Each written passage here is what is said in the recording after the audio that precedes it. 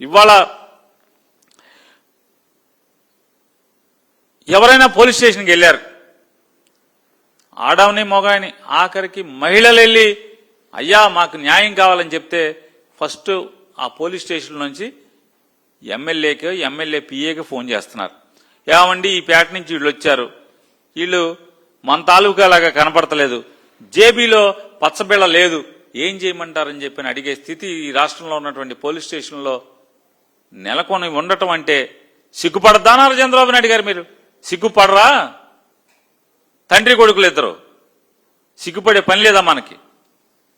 ఈ రకంగా ఈ రాష్ట్రాన్ని దిగజార్చటం, అది ఎవరైనా ఆఖరికి మహిళ రేపు గురి కాబడినా సరే పోలీస్ తీరు ఈ రకంగా ఉండటం, ఎమ్మెల్యేకి ఎమ్మెల్యే పిఏకి ఎంపీ పిఏకి ఫోన్ చేయటం, వీళ్ళు వచ్చారు ఈ పేట నుంచి, ఈ పేటలో ఈ అమ్మాయి మీద అఘాయిత్యం జరిగింది, కానీ ఈ అమ్మాయి మన పార్టీ, మన బిళ్ళ లేదు, ఈ అమ్మాయి దగ్గర మన పచ్చబిళ్ళ లేదు, ముద్దాయి దగ్గర రేప్ చేసిన దగ్గర మన పచ్చబిళ్ళ ఉంది, ఏం చేయమంటారని అడిగే స్థితిలో ఈ రాష్ట్రంలో ఉంటే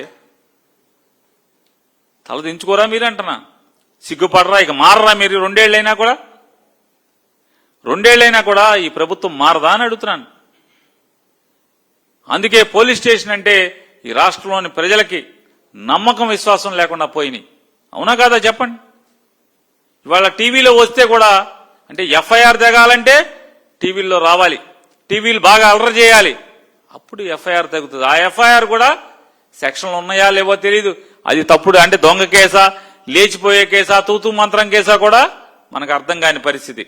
కేవలం టీవీల్లో పేపర్లో రాయి, ఈనాడు ఆంధ్రజ్యోతిలో రాయాలి, లేదా టీవీలు మాట మాటకి గంటకి అలర చేయాలి, అప్పుడే పచ్చబిళ్ళ లేకపోయినా సరే వాళ్ళ తరపున వాళ్ళ ఫిర్యాదు ఎఫ్ఐఆర్లు అవుతాయి.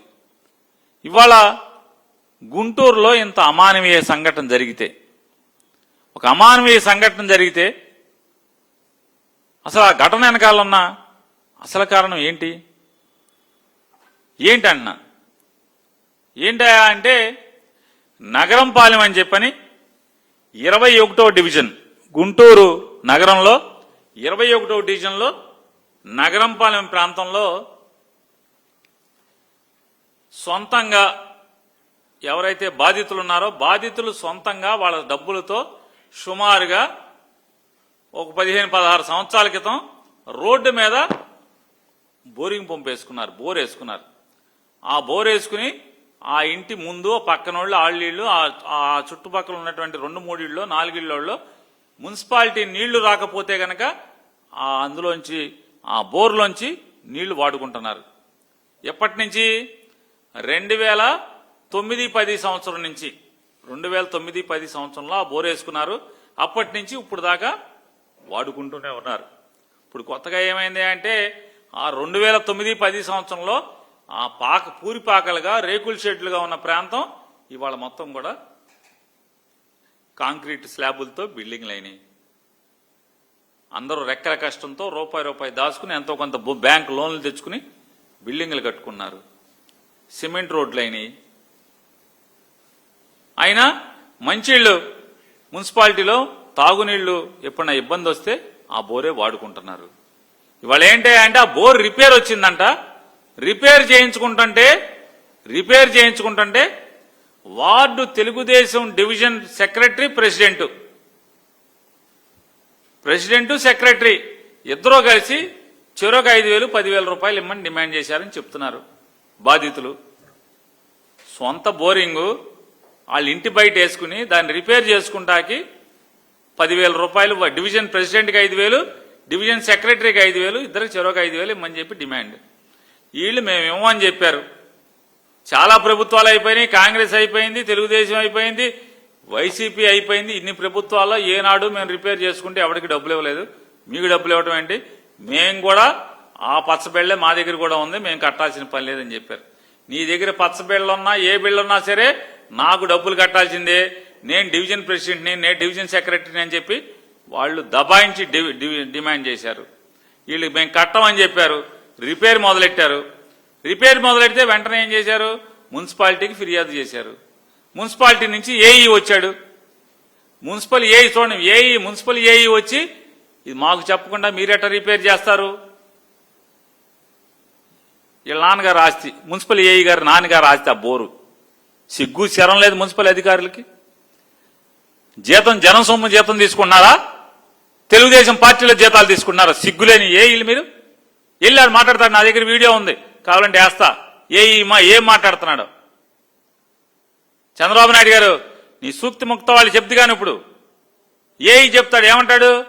కుదరదు, ఈ బోరు పూర్తి చేయండి. ఆ తెలుగుదేశం డివిజన్ ప్రెసిడెంట్ చెప్తాడు, ఏఈతో ఆదేశాలు ఇస్తుంటాడు. ఎవడీడు?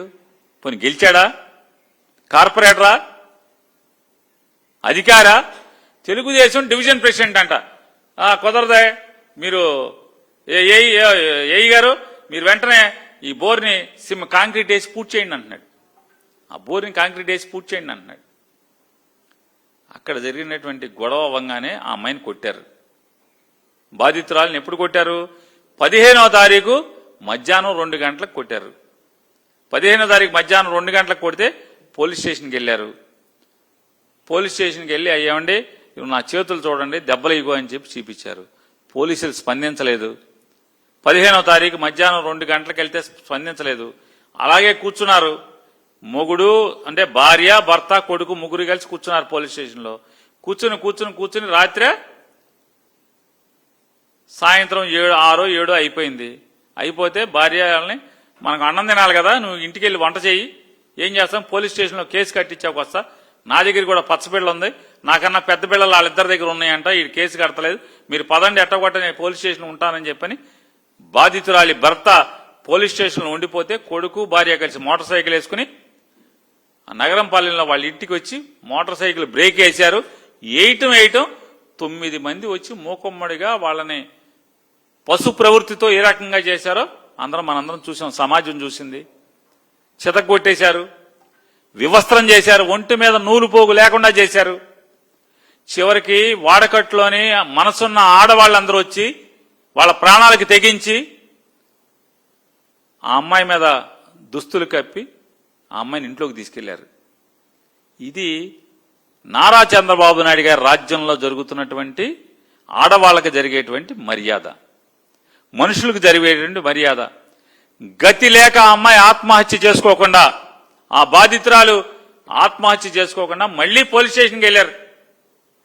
చంద్రబాబు నాయుడు గారు మళ్లీ ఇలా జరిగిందని చెప్పి పోలీస్ స్టేషన్కి వెళ్తే కూడా మీ పోలీసులు స్పందించలా, మీ సిఐ స్పందించలా, ఎస్ఐ స్పందించలా, మీ గుంటూరు సిపి లేదా గుంటూరు ఎస్పీ స్పందించలా. స్పందించకపోతే 15వ తారీఖు 2 సంఘటనలు జరిగితే స్పందించకపోతే 16వ తారీఖు సాయంత్రం మీ ఎమ్మెల్యే గారు చెప్తుంది 16వ తారీఖు సాయంత్రం అని చెప్పి. మరిన్ని అప్డేట్స్ కోసం ఛానల్ ను సబ్స్క్రైబ్ చేయండి. నోటిఫికేషన్స్ కోసం బెల్ ఐకాన్ పై క్లిక్ చేయండి.